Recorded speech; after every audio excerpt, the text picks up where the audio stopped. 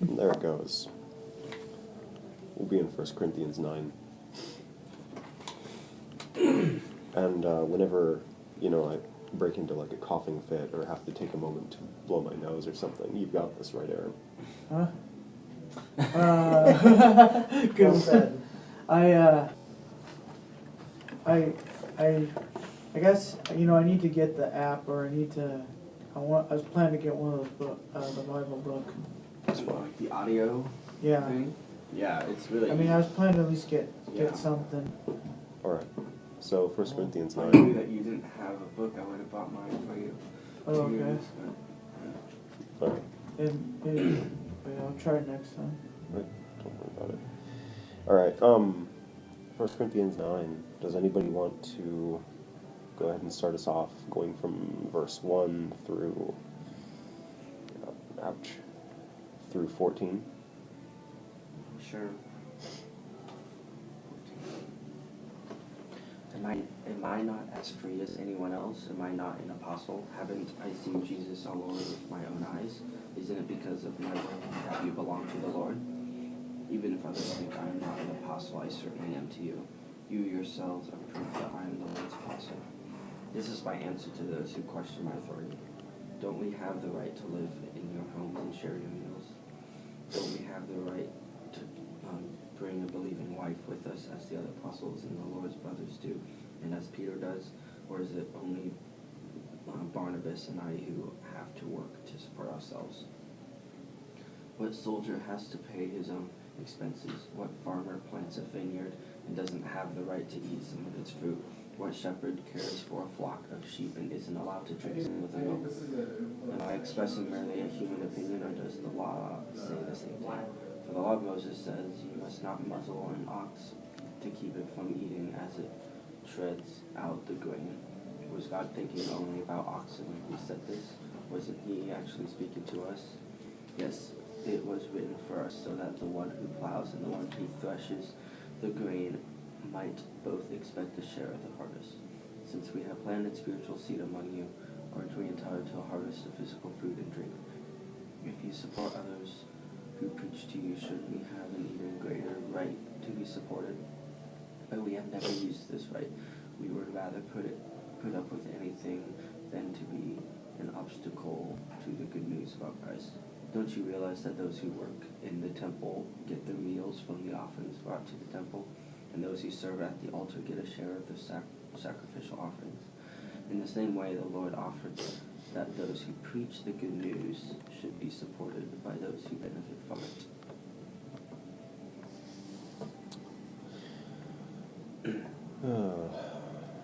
But I have not used any of these rights, and I am not writing this in the hope that you will do such things for me.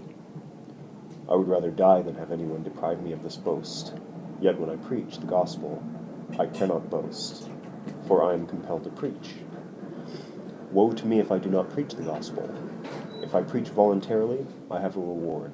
If not voluntarily, I am simply discharging the trust committed to me.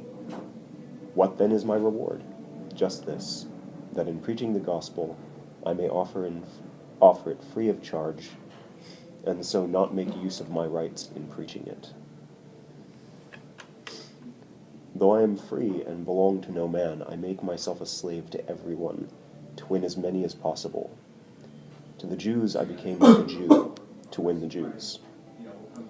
To those under the law I became like one under the law, though I myself am not under the law, so as to win those under the law.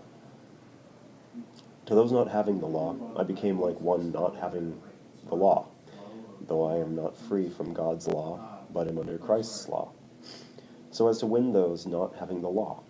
To the weak I became weak to win the weak.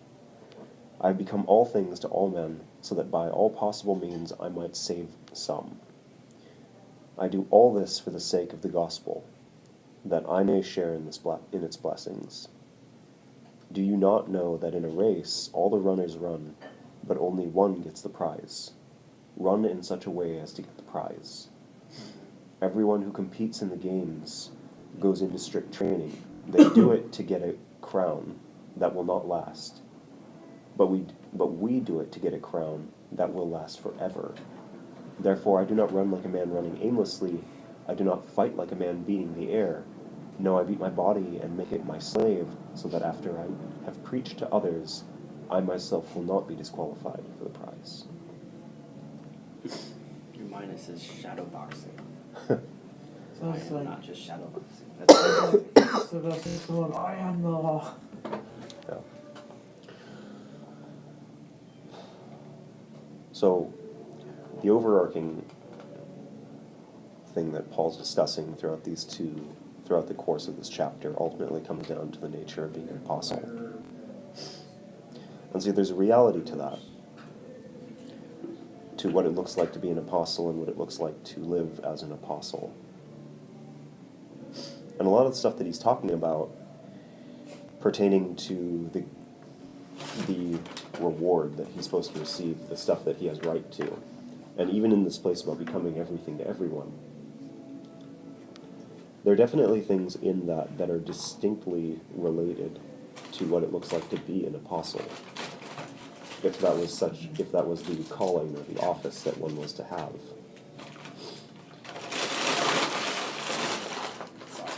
You make me sick putting that in my face.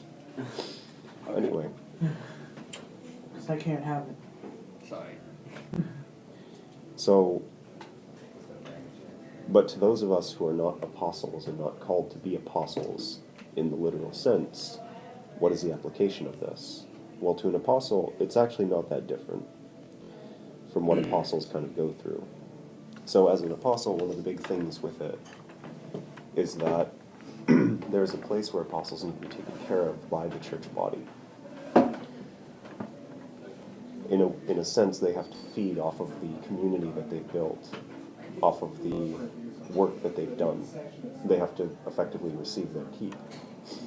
And in this place of being everything to everyone, it comes down to that need and that drive to bring people, to elevate people, to draw them forward. And I'll explain that a little bit more in just a bit, but in this place, these are the points of it that are distinct to apostles and their callings in general. And that's a lot of what Paul's talking about here. But to be a little bit more specific, and even to describe like where it comes down to us in the church and in the body at large, there are two major things that Paul discusses. One being being taken care of by the body. The way that he goes on talking about how soldiers don't get paid. You know, soldiers get paid by the government. Soldiers do not work at their own expense. Vineyard owners get to eat the grapes that they plant and tend. And those tending flocks get to drink the milk. There's this whole aspect of this that Paul's addressing where it comes down to leadership and the need for leaders to be able to draw what they need from the body. And the two big things to talk about in that, and we'll only go over them for a moment, more or less, is number one, Paul very distinctly talks about a material aspect, about how church leaders should be taken care of by the church. Even when he references the way that the sacrifices at the altar were fed to the priests. That was a real thing. They drew their living from the church, from the body, from their service there. That was just part of that. In a lot of churches nowadays, it comes in the form of tithing, offerings, things like that. But see, ultimately, Paul wasn't really interested in any of the material stuff. And see, the real thing to talk about here, even beyond that, is the spiritual aspect of it. Specifically, the eating of the fruit that has been worked on. See, there is a very real need on behalf of leadership in any kind of church group, especially for anybody that steps out into leadership roles, is they need to be able to see and to experience the growth of those in the body to see the changes, to see the transformations happening in the people, in their hearts, in the way that they perceive things. When I talk about this point about apostles specifically needing to be able to feed off of that, it's a weird kind of way to put it. But they draw their nourishment, they draw their, what allows them to continue doing their job, as it were, fulfilling their role, is being able to experience that and see that their work is bearing fruit. It's what drives them forwards. It's what keeps them driving forward. Apostles and evangelists both have this very similar aspect in that they want to grow and they want to go out and spread. I forgot, what are those two? Apostles and... So apostles are basically like church planters in the sense that they'll draw up a church and they'll build it. They'll build the foundation for it. And they'll build up the people in the church. And they can end up fulfilling like any number of different roles to a degree. But the reality is that their work is to build the church. It's a natural thing in them. It's their calling, it's what they're built to do, it's what they do. Oftentimes they will have an experience with Jesus where they meet him personally or see him personally. Paul was an apostle. The apostle John was obviously an apostle, same with Peter. Whereas an evangelist is a little bit less involved. They're the ones that go out and get the people that come into the church. There's something about the way that they go out and they minister to people and draw them in.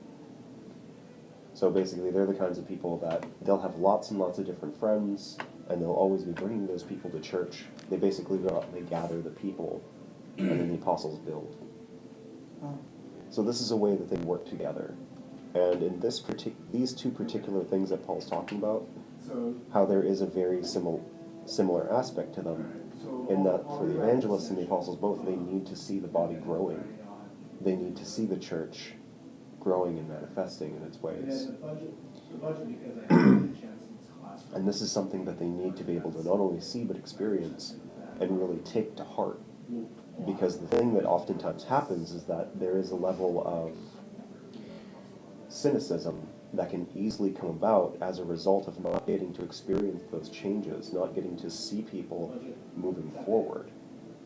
I can talk about this from personal experience because I have had this happen, where I've worked for years with different church groups and saw nothing come of it, or at least what I perceived as nothing coming of it, and found myself only sitting in places of hopelessness, where even though I believed God could do all these things, I didn't believe that people could. So we fall back to this place of like, well, God can do things, but people won't care. So what's the point? And that's a really dangerous place.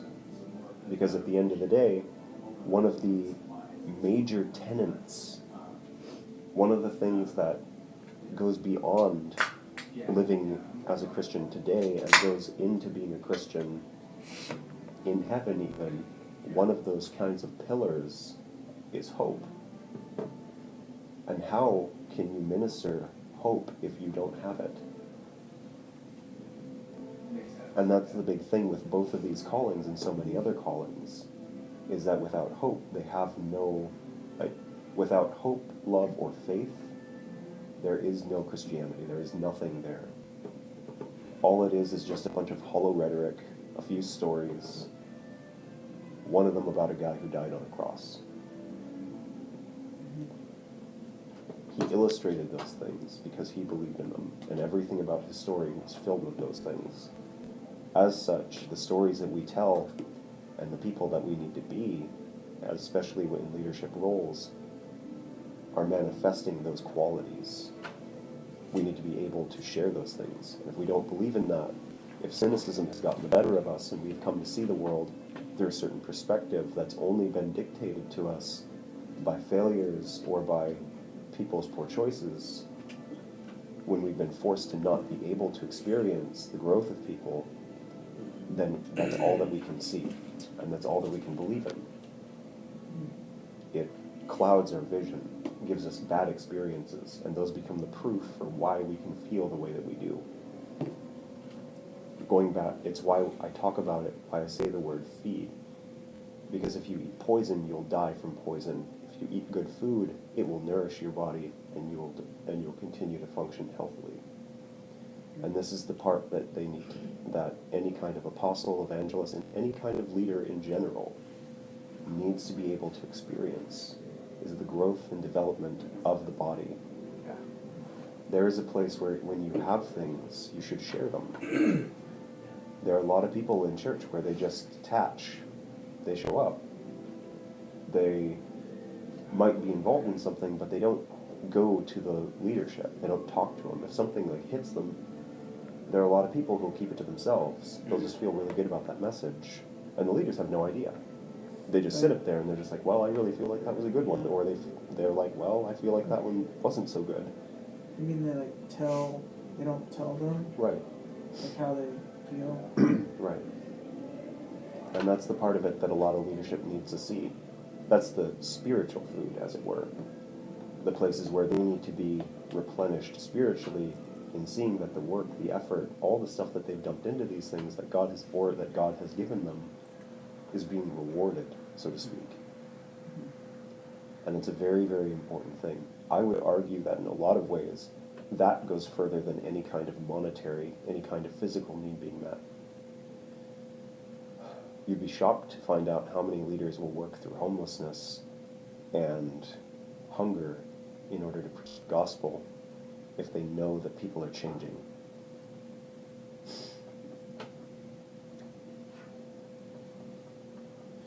So that's one aspect.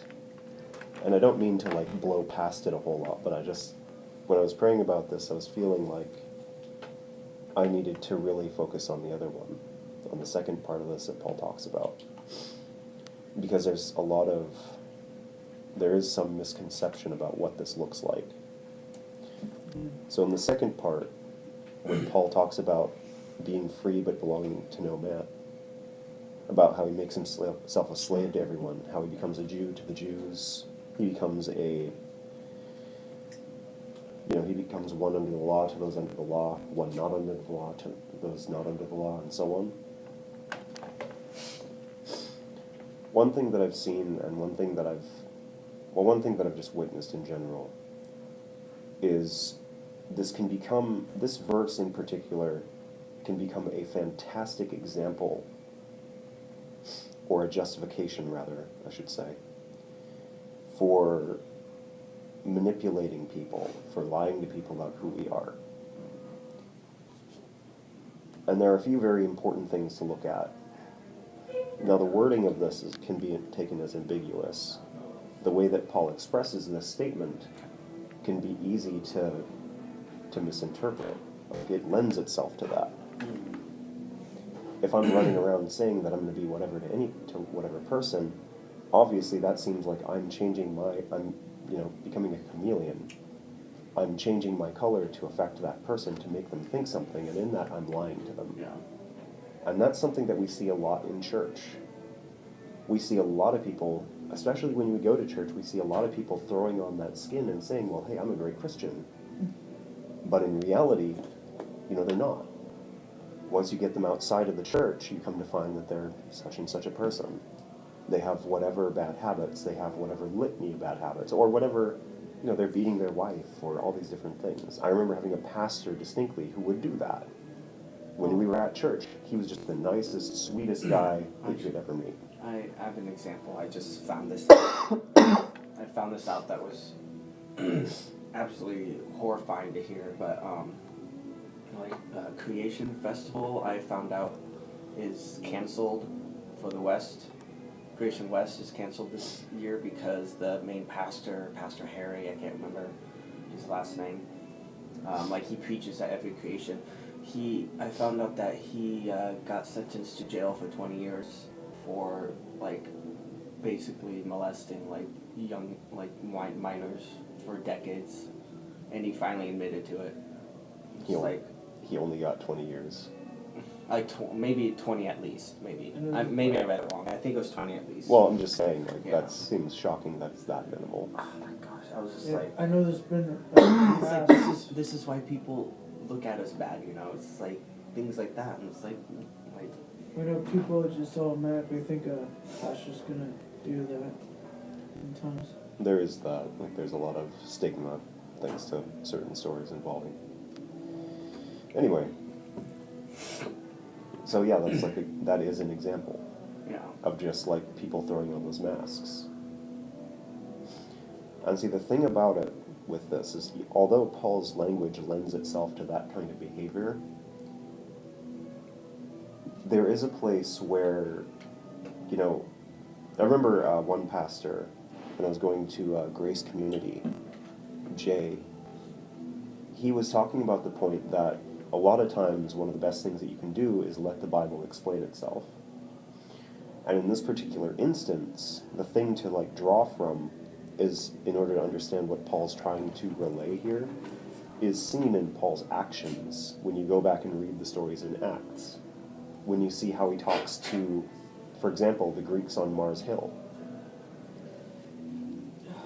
The way he talks to them is that he meets them where they're at. It's not about becoming a Greek per se. He doesn't take on their customs. What he does is takes on that kind of mindset.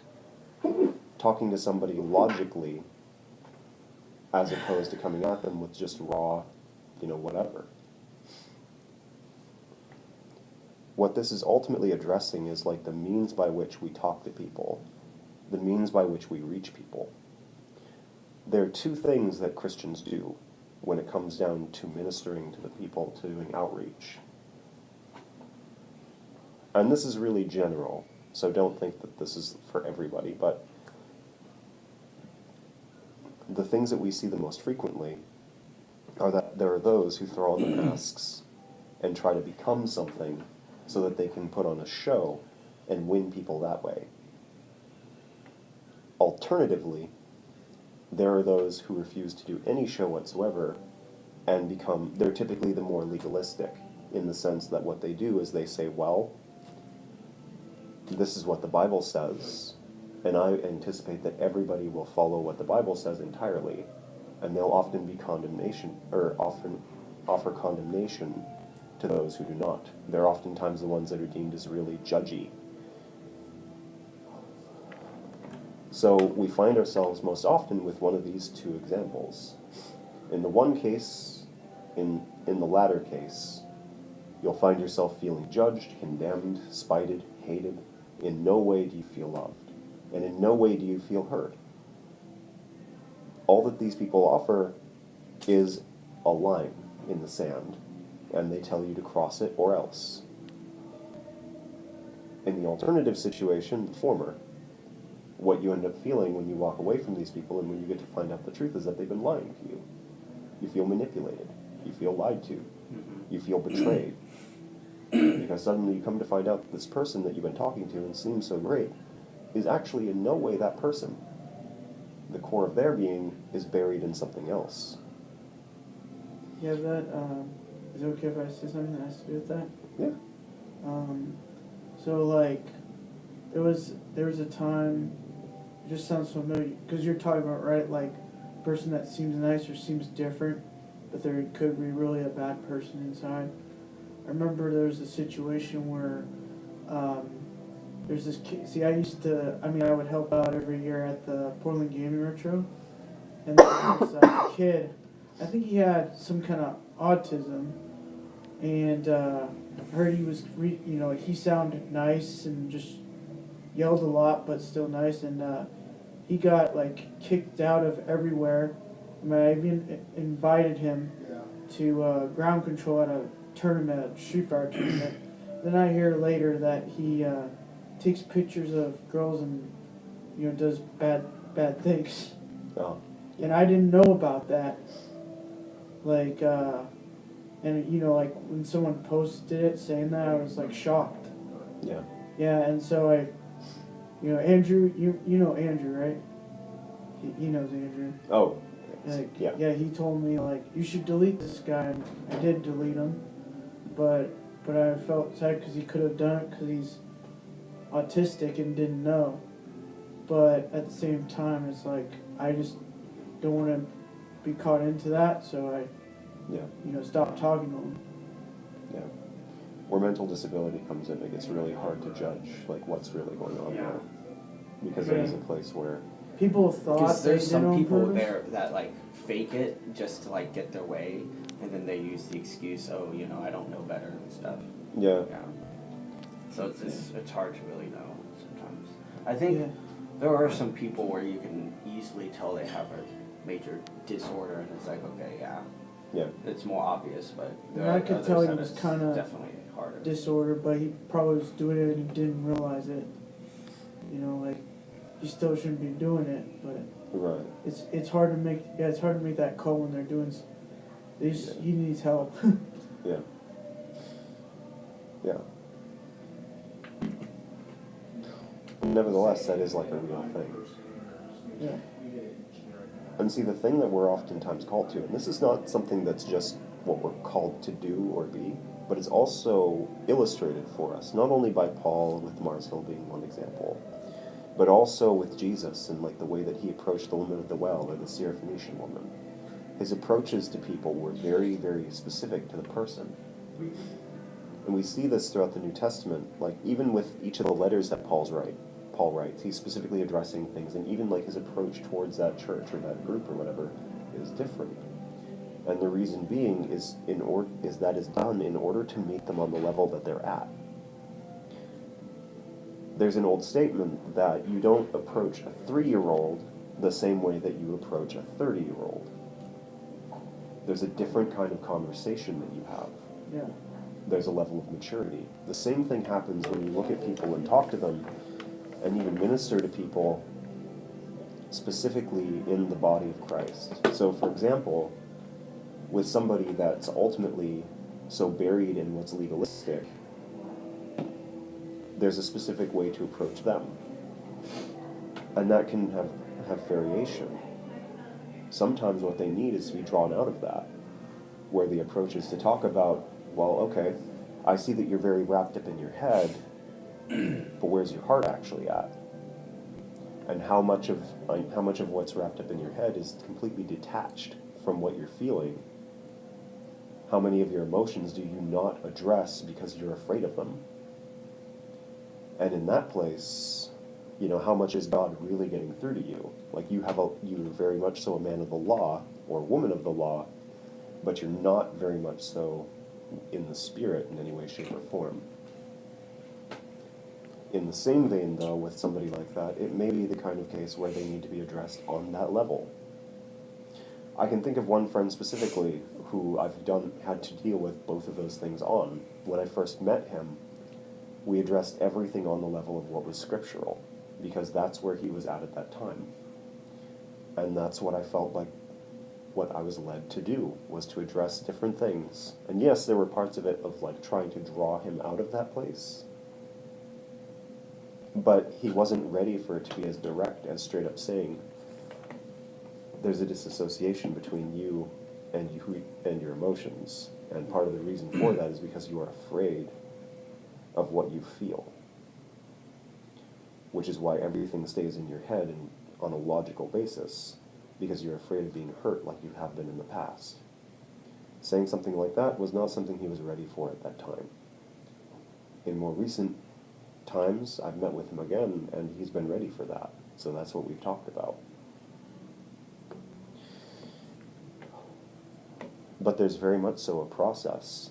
And when I talk about meeting people where they're at, meeting people where they're at is within their process.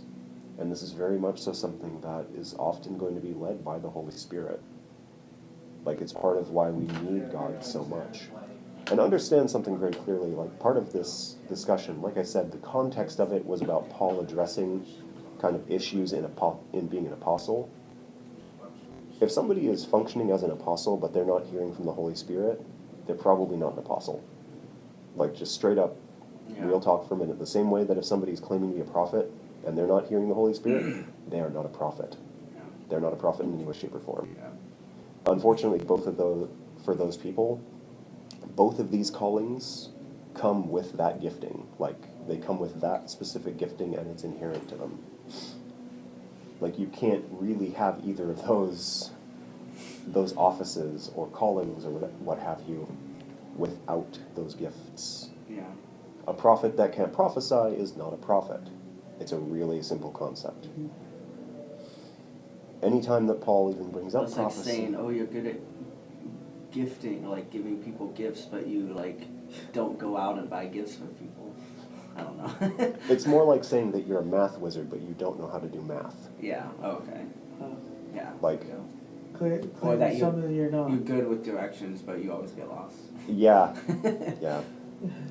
You have no inner compass. You mean all talk and no show. So, in these kinds of places, we're often going to find ourselves led that way. And this is true for people that have an evangelist calling as well. Evangelists are interesting too, because there are a lot of those guys that have so many giftings that are poured into them by God. I've met a lot in the past and have been really shocked by them, where that's kind of their office, their person, their character, is that kind of evangelistic nature to them, where they have so many different things for God. They'll be gifted in prophecy and healing and all these other things. Like Jed, for example. I would argue that Jed is not actually an evangelist. Like that, What's the Angelus? evangelist was the Evangelist. gatherer one. A what? The one that gathers people. Oh, like tell something, like kind of like a lie, or kind of like a, or sorry, No, oh, no. Remember earlier when I was talking about the ones that go out and they'll talk to people and bring them to church? yeah. The one that's an evangelist. Oh, okay, yeah, I wasn't Didn't sure what you did, were didn't you say a saying. while ago that I kind of fall Yeah. in that category too? Yeah. Yeah. I believe you do. Like, Yeah, for sorry, so I many just reasons. didn't Yeah, know yeah. what you Yeah. meant. Like, just to be real about it, there's a lot of this message that I felt like was for you tonight. So just to be straightforward in that. I haven't seen Jet since he got married. I've been I seeing went it to his before wedding. now. Did he invite you? No, Oh, surprised. I'm not. Oh.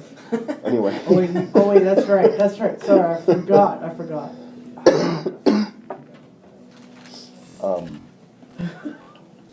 Anyway, though, but him as an example, like you see a lot of like his characteristics, and even the stuff that he was gifted in. That's not uncommon, because there's a lot of places where for evangelists, like the way that God uses them is to draw people, and there is that kind of effect that they have.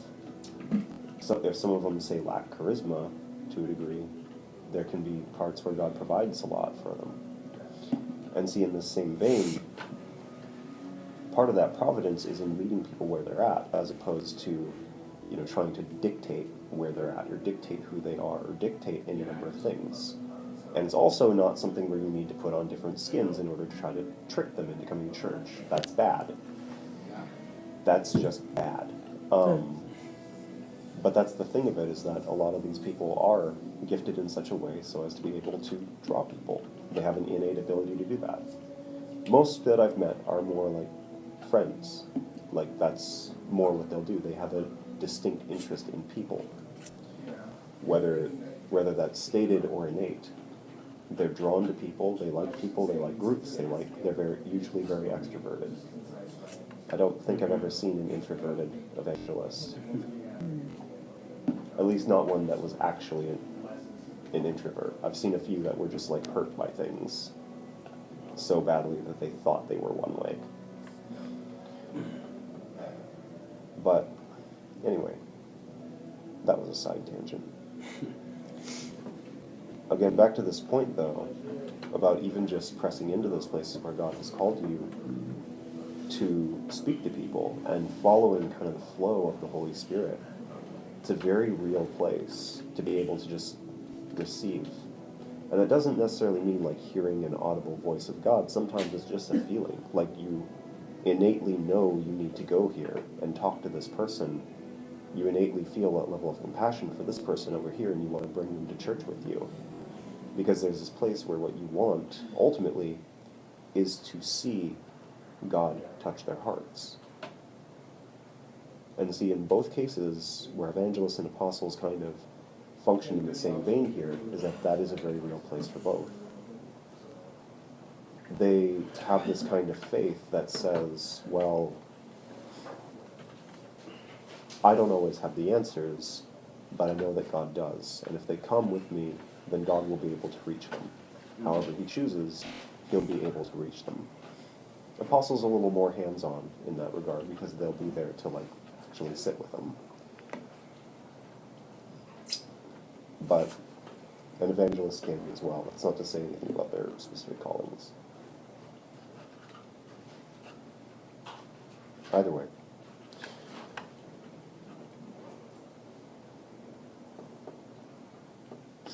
In this particular place, it bears repeating just not to take on that role of generating masks. Sometimes it can be hard to appreciate that, but sometimes you're not called to a person. Sometimes you're not equipped to deal with a person. That's okay. It's okay to not always have the answer or the way to get through to them. You're not called to fight every battle. And that's something to understand.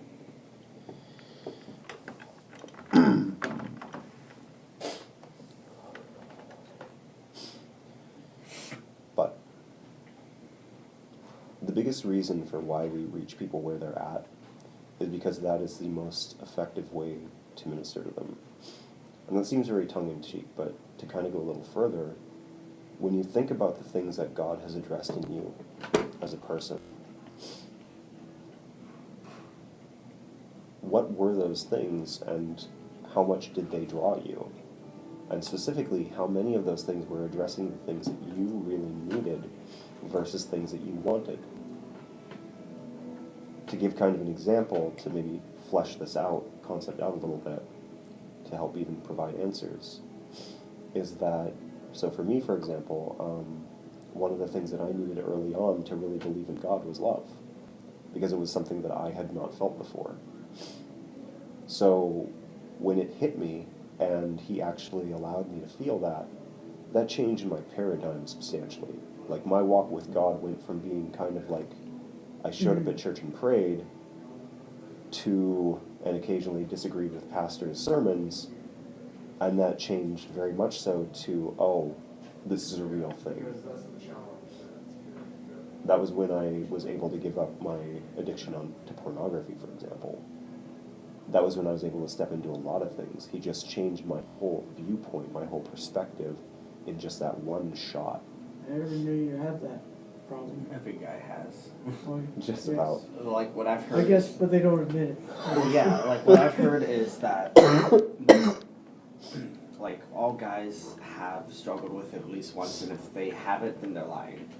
Basically, it's like True. the one thing I've heard. So. Well, I mean, especially in high school, that's when it happens.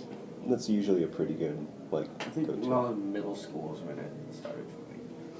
I've met one guy who didn't struggle with it. Oh wow, One guy. But that was it. that's crazy. And that was the guy I was talking about who was really detached from his own emotions and that whole thing. So that was part of why he didn't. Like, just so much was shut off for him. But that's the only one that I can think of. I've had a lot of other people lie to me. And those are always fun to talk about. It's like, well, I don't do that. Talk like Richard Nixon. I'm ready to pour.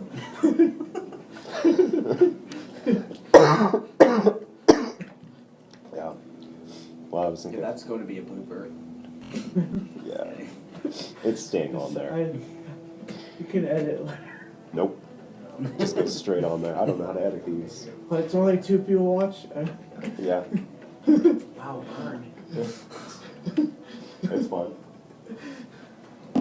No, the other day had like 9 views, so. Yeah, I know. I don't know who was watching those. Anyway, because I don't have that many subscribers, Yeah. and there aren't that My many people YouTube channel only has like 12 subscribers, but I I stopped. didn't know you had one. Put me Yeah. on it.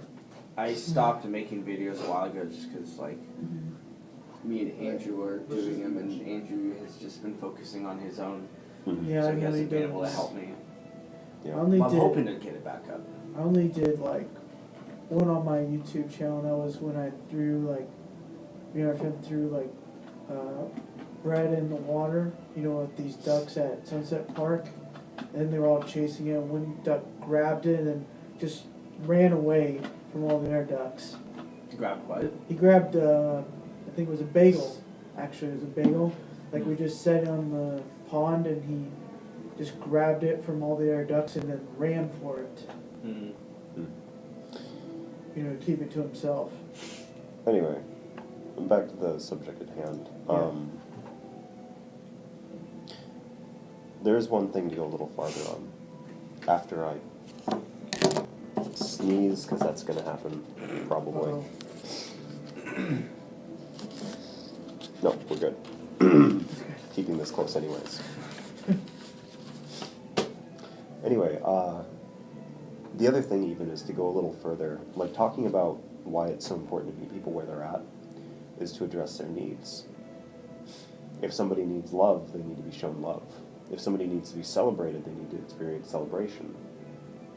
Because there are plenty of people who don't know what those things feel like. If somebody needs joy, then they need to be given the opportunity to experience joy.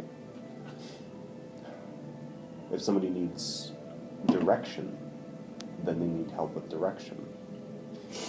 And see, I know how, like, again, that's very tongue-in-cheek, but we don't always know how to give that. We don't always know how to be that. There are so many times where we go to people in church and we don't know what they need. It's why we end up needing to listen. And when God gives us direction on those things, on what, you know, the need here, where to meet them at, that's when the paradigm shifts and they're able to experience something that's completely different from what they've had before. Using that celebration one as an example, like for myself, that's one that I suffered with as well. Love was one, later on celebration was one, because that's something that I didn't grow up with as a kid. What kind of celebration? Like birthday party? Sure, in general. You, Like, birthday parties are probably the only one that I got as a kid. Everything else, like if you're, you know, my family's mentality was just that you were expected to do good things. If you weren't doing good things, you'd hear about it. Criticism was easy. Praise was not. So if I did fantastic on a science test, for example, or if I worked my butt off on like an art project, or any number of different things, it kind of meant nothing. And that's what I was left to Too feel. bad. Yeah. So in that place, like one of the things even recently that God's been breaking through with me on is just that. Being seen, being celebrated. And see, the difficult thing for that is when all of your life, all that you have is criticism to go off of, to judge yourself, and to kind of explain who you are as a person, that's going to be a very negative explanation for who you are. All that you're going to see are kind of the darker elements of your person. If somebody asks you who you are, it's going to be very difficult to tell them anything good. Yeah, I've been like that. Like I had really bad roommates that were not very nice. Yeah. You know, and lived by myself, so I remember I used to like definitely a lot more like feel negative thoughts. Yeah. And that can lead to things like depression, antisocial behavior, things, all kinds of different things. There's just a mess that comes with that. And it comes with from such a simple thing. So in many ways what I've had lately is that God's put people in my life who tell me things about myself that are really difficult at times to hear, but they're so good, and I need them. And they're not like, it's not like wanton adulation or anything like that. It's literally just being told occasionally, hey, you did good over here, or hey, you're actually a good person, versus whatever I've been left to believe throughout the course of my life. So in this particular example, one thing that the people in my life have been doing has been offering that celebration, talking to me about how I actually am versus how I see myself, and even challenging that viewpoint. And when we're meeting people where they're at, that's such an essential thing. Providing people, I've talked about this before in this group when God's brought it up, but to bring it up again, helping people see a different perspective from what they've been brought up with. In so many ways, the world teaches us one thing, and God tells us another, and we have to choose which one to believe in, and oftentimes the one that the world tells us comes with proof. God has proof too, but we don't see it because this one hurt. The world's view hurt, and we remember pain. We also remember celebration, which is why it's so hard to see that if we haven't had it. So in this place of meeting people where they're at, it's important because oftentimes those are the things that they need in order to be able to even come close to experiencing God, to even realize that what he's saying about them is real.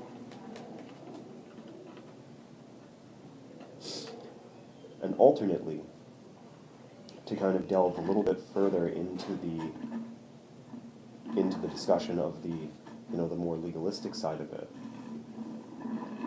the place where we draw lines in the sand, it's fine. The place where we draw lines in the sand and say that, you can't do this, or you can't be this, there's a little bit of explanation that comes with that. Because the reality of it is that there is a place of expectation where we should be able to expect people to believe in people, that they should be able to believe, they should be able to do certain things. And there is a fair quality to that. However, there's also a much more important part where there needs to be grace in that. I can think of an example of one church where one of leadership ended up sleeping with one of the members of the church. And the guy above him, the head pastor, so to speak, he knew that this was going to happen, but was left, God called him to believe in this guy anyways, that he wasn't going to take advantage of this. And he had to be left to believe in this guy. God told him to believe in this guy over and over and over again. The guy had a choice to make. Even though it was clear what he was going to do, God called him to believe in this person. He failed. He made that mistake. And see, rather than meet him with what he anticipated, because that guy, what he expected was that he would be rejected. That's all he'd ever known. In his life and in his existence, what he had suffered through so often was that whenever he did something wrong, he grew up in the foster care system. Whenever he did anything wrong in one house or another, he would be kicked out and sent to a new home. The parents would say, well, we don't like this. He's not good enough for us anymore. We don't want to deal with this anymore. So they'd cast him out. And that's what he grew up expecting. So when he was not met with that, and instead he was met with grace, like there was a very clear line in the sand, you need to make a choice here. He made the wrong choice, but even that was to be met with grace. And that's the part that so often is so missed, but is also so important for reaching people. Because we have to understand that when we're talking to people who don't believe in God, or even people who claim to believe in God but don't really, or people who do believe in God, but their version of God is very tyrannical and hammerish, very Old Testament, minus any of the things where God shows his character in the Old Testament. The kind of doom and gloom hammer God believers. This full spectrum from non-believer to that. In all of those different people who don't know God, the hard thing that we have to understand is that they don't know God. And in not knowing God, we can't expect them to fully appreciate their decisions. We can't expect them to understand the repercussions of every single action. And there's a very real place where we need to be able to show grace to them. It's the same way that with a child, a very young child, we show grace to them because they don't know. If your little kid keeps going up and trying to stick a fork in the wall socket, what do? You take the fork away, you slap their hand, you punish them to whatever degree. However, there is a place to give them a chance again. There is a place to forgive. You can't expect them to get it because they don't understand the danger. In the case of this pastor, even though he was a pastor, even though he knew what he was doing wrong, there was a place of even not rejecting him, because that would have only been fulfilling his expectation and what he felt he deserved. And that was not what was called forward to do. There was punishment, sure. He had to step down from being a pastor for quite a while. He also had to ask for forgiveness from people. So You know, he became a pastor again? he did. Right? Yeah. He's been doing it again now. Is it because like he doesn't see that person anymore too, or Really, it's just because there's a place for him to be believed in again. There's a place where God, I'm sure it's changed him too. yes, So, like, he's a much better person now than he was then, yeah. yeah, because there's a place where it becomes real. It's one thing to hear about grace, it's another thing to experience it firsthand. Mhm. Even the girl that he ended up sleeping with, like, she grew tremendously off of that. She's actually now a leader in the church as well, and they're in no way together anymore. Were they,